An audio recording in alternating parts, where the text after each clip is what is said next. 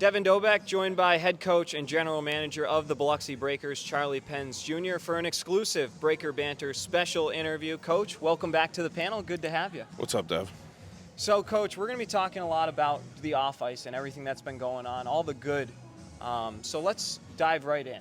Speaking of sponsors, we're right here at the Hard Rock in Biloxi, one of our biggest sponsors. They've been a huge support to us all season long, but the sponsors have been a driving force keeping this organization headed in a positive direction. Yeah, it's been it was one of the the top things that we tried to instill at the beginning of the year in the summer was to get some great sponsors in, and we've done that, and we really appreciate everything that all the sponsors have done for us, and we're still looking to add some more, but filling the board ads was a big thing for us, and that's one measure of success in minor hockey or minor pro hockey is filling the ads and commercials. I think we're doing very well for a first year team. Yeah, I mean, you look around the boards at the Coast Coliseum, everything is completely wrapped. There's, as you said, a full slate of commercials each and every night. We've got wonderful venues that have been hosting things for us, but that goes a lot because of all the effort that was put in over the summer. You began to pinball from Clearwater to Biloxi around the July time, maybe even June, and you've really started to build this thing with the help of our front office, and we'll get into them in a bit. But just talk about the off-season, heading into the season, and all of your efforts to make sure that this organization would be prepared financially for this season. Yeah, I mean, it has to be mostly, Nate Gosline does a great job. Obviously, we both know Nate in the office. Laney forehand did a great job this summer, and obviously Devin, you did a great job this summer getting all those commercials ready. And I just, I kind of just make sure that all of the items that we need are done and completed, and ordering board ads and making sure that we have the commercials. Obviously, you're a big part of that too, and we have a great group on the business side of everything, and our office in Gulfport is a fun place to be in the summertime, as you know. Well, also, we've got a great front office staff, but let's talk about the ownership group for a moment. Chris Briniarski, his wife Jen, Don Lewis. There's been a lot of people that have stepped up throughout the offseason and had good lines of communication with us to make sure everything's going. But what has a nice, positive ownership group meant just for you? Well, yeah, coming from Watertown, it was a little bit of a mixed bag, I guess you'd say, and Chris has been unbelievable this year, and he's always there for a phone call. Jen, same thing. They're very supportive of us. If we ever need anything, they're there for us. Same with Donnie Lewis. I talk to him a few times a week. As things have progressed through the season, the communication has gone down a little bit, and it's a good thing. I don't want to hear from the owners all the time. That Right. probably means we're not doing the right things here. So it's been great though. They've given me the leeway to do what we need, and specialty jerseys and different things. So it's been awesome working for them, and can't speak highly enough of them. So originally you were going to come here just to be the head coach of the team, and ultimately you evolved into the general manager role. Can you take us through kind of the organic nature of how that came to be, and just what the role means to you and what you do with it? So they hired me in June, I believe, to be the head coach here, and just basically do roster management stuff, and try and bring turn the team around from what it was last year. And I think in August they flew me out here and kind of wanted me to take a look at the operations side and see where we could improve, get better sponsors, get more sponsors, try and get some more money in the bank accounts before the season started, because as we all know that basically had 6 home games and 17 away games. It's a very heavy schedule on the road the beginning of the year, so that costs money. The travel costs money, everything costs money. So it was, I was a general manager in Watertown, so that was kind of an easy transition for me to do it here. I pretty much told them at the beginning that I only wanted to coach, but it's been great. I do enjoy doing operations and that side of everything too. So yeah, it just kind of came organically, and it's been working out. One of the biggest changes from your time in Watertown to your time here is, of course, the size of the venue you're playing in. Watertown, a capacity of roughly 1,500, correct me if I'm wrong, and you come to Roughly. the Coast Coliseum, it's about 9,000, and we're looking to fill it each and every night. But speaking about the Coliseum for a moment, even putting the venue aside, but you like to talk about the people and the people working there. How's your relationship been touching base with the powers that be within the Coliseum? Yeah, we have obviously a huge arena compared to Watertown. It's I went basically from the smallest arena in the league to the biggest arena in the league. So that side of it is there's a lot of things that go into having a game at the Coliseum. There's a lot of staff meetings we had this summer with them. Reference to everything from VIP passes to season tickets and how we print tickets, the box office. I mean, it's a pretty big operation, obviously. So, Michelle has been great. Matt's been great. Caitlin over there has been great. So, I think they also see the improvement from last year. We have an open line of communication. So, if there's ever anything that arises, it usually gets handled during the week. And yeah, I have nothing negative to say about the Coliseum. They've been great to us so far, and keep that going. And I'm sure that they're also thrilled because of having a record number of season ticket holders for hockey there. So not only are you the tenant in their venue, but you're bringing in bodies, and the season ticket holders have been outstanding and unbelievable this season. But what do you attribute that to? Is that everything that was going on in the offseason, or is that the excitement around the team and the new organization? But take us through that for a bit. I think right now we're at a steady pace north, and what we did this summer, obviously, on the management side was we front loaded the Coliseum with all of our season tickets to make sure that we had our lease paid, this season, pretty early on in the season too. So. Writing them a check early on, I'm sure that was pretty nice for them, knowing that they were definitely going to have a season here, and so as far as the season ticket holders go, I know we've got some here tonight, and I think that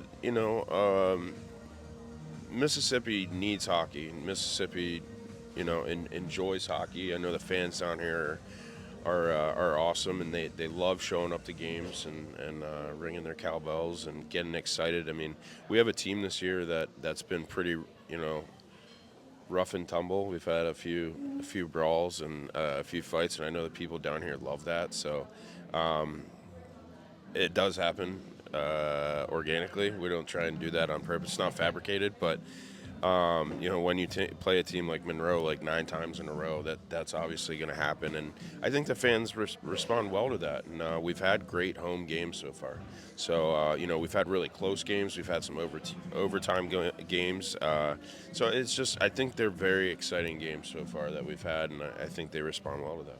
Yeah, there are some unbelievable fans. Our season ticket holders have been incredible, but there is some negativity out there. So how do you kind of keep your head down and steer clear of all that stuff, no matter what's going on, and more direct people to support the team as opposed to all the negative? There's always going to be a Monday morning quarterback. It doesn't matter who. I mean, it doesn't matter if it's football, hockey, baseball. It's easy to criticize. It's very hard to support. Especially with social media now. So it doesn't bother me personally at all. I honestly, just rolls off my back. It's basically, people are going to say what they're going to say, and it fuels me a little bit actually to see stuff like that. And Yeah.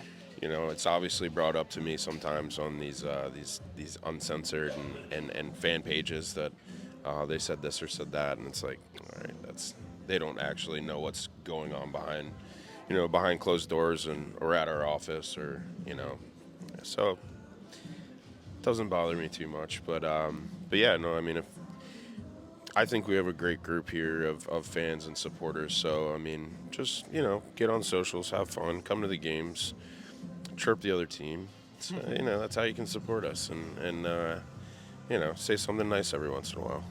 Yeah, no, but it is a great group of fans. But I think the thing that is continuing to go, as you said, very steady, is trying to grow that fan base. So going forward, looking to have a team here for multiple more seasons until the end of time, in theory.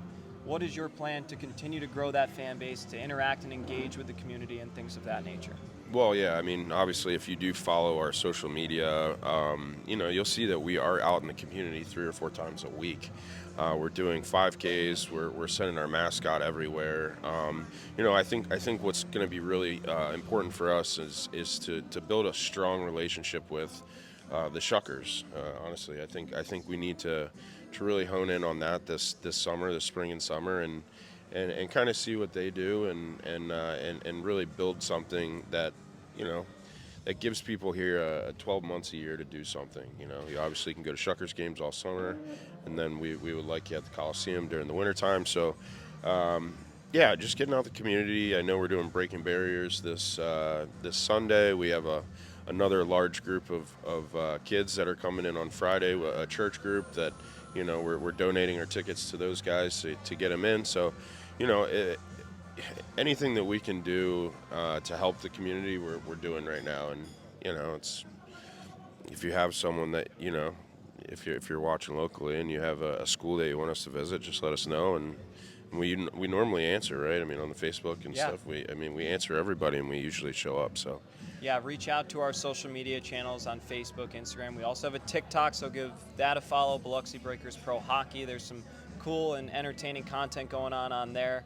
It's starting to make us realize that maybe we don't have the brightest group on paper because we keep asking them questions, and they're a little all over the place, but that's hockey players for you, and it's just been an absolute blast to get to know those guys and put them out on social media. The one today was hilarious. I scrolled up on that, and you got Garrett explaining this rabbit or whatever that was, and then you got Anton. I would be lying or something like that. It cracked me up. Devin, great job on that, by the way. Thank you. It is awesome. They're sometimes a little reluctant. They don't love the screen time. It's a very humble group, so they don't love the screen time. But once I'm finally able to get them all to do it, which is like pulling teeth, we get some good results, and it's great for the fans. But we're wrapping up here. Of course, it takes a village to make this thing work here. And there's a lot of great volunteers around the Coliseum, both their staff and our volunteers that we brought in, our off-ice officials, our whole upper deck IT and media team up there. Just what do you have to say as I guess, some gratitudes for those people making all these efforts work on game days and things?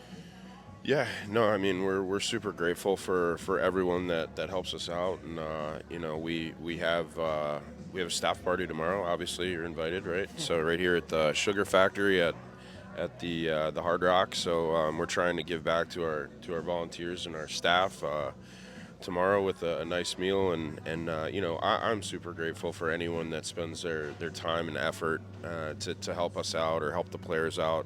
Like I said, we have a lot of people that are here tonight that help out our players a ton, and just super grateful. Just it's been a very nice community to be a part of so far in the last few months I've been here. So yeah, I think we have a top-notch office, obviously, and then we have a top-notch crew that works the games, and yeah, I'm super grateful. Everything really fell together very well, coming into the fall, because I know this summer as we were getting things ready, I have the board in the office that's 10 feet tall, and we had so many things that we had to get done. And everything has really come together very well, and I'm super thankful for that. A couple people who we haven't mentioned, who I'm sure you'd like to touch on a little bit, is your assistant coach, our head strength and conditioning coach, Brett Riley, who's been on the bench with you, as well as the equipment manager, Mikey Roy. So what do those guys add to your repertoire, and how have they aided you this season? Well, as we both know, Mikey adds a lot of comedy to the room. Yeah, today, just in the locker room, that guy he's something else. But yeah, no, Brett Riley has been unreal for us. He's got the guys in Club for Fitness every day, and really, I think adding something to the team that other teams don't have. Most teams don't have a head strength and conditioning coach, and obviously Brett and I played together 15 years ago. Brett has SPHL experience, so talking to him this summer, knowing that he was available to come down here with them, with his family, was definitely an added bonus for us, and he keeps me somewhat sane on the bench when we're playing, and yeah, he's just Brett and I are good friends, and we have been for a long time, so it's been great, and obviously Mikey. We had to get him down here from Watertown. I've been with Mikey for the last, I think, 4 or 5 years, 4 years. So he's the best skate sharpener in the league by far. Has he done a podcast yet? No, I keep trying to ask him if he'll do one, and then I get I don't know. He's probably up to something else, but yeah, no, we have to get him on here for sure. He's got a lot of stories to tell. That's one thing for sure. Do you have like one of those sensor buttons? Yeah, we'd have to in real time definitely have a sensor button. He's got a fresh handlebar mustache too, so you'll all be seeing that at the home game Friday night, December 19th, Ugly Sweater Night. Speaking of which, home games. We've only played 6 this season out of 28, so that means you got 22 more on tap, and 19 of them in 2026. And once the months start to get into around February, the strength of schedule drops a lot. So having all those home games in the back half. Speaking hockey, how are things going to trend in the right direction with a chance to really open this team up and make some improvements? Well, I mean, I think the strength of schedule at the beginning of the year has been extremely difficult. I don't know if any other teams have played Monroe that many times. I don't know if any teams have played Athens as many times as we've played Monroe. So, I mean, obviously, they're a very good team. They're spending a lot of money, I guess we'll say, and they've got a very experienced team there. So. Only being 5 points behind Carolina right now is ideal, I think, for us, and it gives us a huge window to catch up and make a playoff spot, make a run in the second half, especially having all the home games. I mean, it's difficult being on the road as much as we've been. The first 2 weeks or first 10 days, 15 days, we were on the road for training camp also. So that's something that, a lot of the people don't know, a lot of the fans don't know, that these guys were in a hotel for 2 full weeks just to start the season, just to get acclimated to this area. So, the second half is wide open for us, and that's kind of what we're looking forward to. And those games we have to play, Baton Rouge, Topeka, Carolina, Blue Ridge, obviously looking forward to that one. We're really gonna have to capitalize on those games, and like I said, they kind of left it wide open for us, only being 5 points behind. It's 2 wins. So. And PD's starting to crumble too. We don't have them this year, but it's another team that's starting to really fall out of that top 3 spot. It's very solidified where it's at right now, but still plenty of season left, and we'll see where it goes from there. Yeah, I mean, honestly, I would rather, I know I've said this before, but I would rather us, start to peak in February. We're also dealing with a ton of injuries right now. We had 11 healthy guys on the weekend, playing against one of the top teams. So, it's a grind, and this is the type of year that it's just going that way where we have some injuries. But like I said, I wouldn't want to be a team that's peaking at the beginning of the season or starting hot and now you're 500. So I'd rather start heating up on the second half, and our schedule is allowing that also. So. It's something that we need to strive for a playoff spot right now. Yeah, it's going to be awesome. I believe the 3rd week of March, 3 games out in Winston-Salem against the Twin City Thunderbirds. That is an 18-point swing if someone sweeps one way or the other. So those could be pivotal, almost playoff-like games coming up in the back half. But, Coach, I'll leave you with one more question. So this group, obviously, it's been a tough time as of late. But why are they the guys to be able to turn this thing around under your leadership and make a playoff push coming up in 2026? Well, we have great guys in the room. We have a great room. We have a lot of leadership. We have a lot of guys that have played in this league, have played a lot of games. So, I mean, they know what it takes to win games. And, Fabian Leonard over here, and we got guys like Trey Fisher, and, he's here also. It's just we've got a lot of heart. We've got a lot of heart in there. The wins haven't come very easily at the beginning of the year, but, that's why we play a full season. That's why you don't only play, 17 games. You play 56. So, it's going to come down to the wire for us. But, I mean, like you said, an 18-point weekend, I'm getting goosebumps right now. We have a great room. Like, we have the guys that I really believe in, like I trust in, and obviously we're always trying to improve the roster. But you know, I'm on the ice with these guys every day. I know what they can do. It's a matter of putting all the pieces together, and really capitalizing on those games that we need to win. 14 total losses, but I think what often goes overlooked is 10 or 11 of those are to Monroe and Columbus, who are two top 3 teams, established teams, teams who've played together or are investing a lot into their teams. So, and not that Biloxi isn't, it's just more from the ground up. You know, it's a new era, it's a rebrand time, and you had to bring in all these guys. There was no one really lingering around from the Seawolves organization. They only had 11 wins last year. Biloxi already at 5, on pace to snap that pretty handily. But 2026 will be the year that it's going to turn around. As we mentioned, strength of schedule drops, roster's going to improve, it's going to get better. So we're really looking forward to heading into 2026. But Coach, any final thoughts?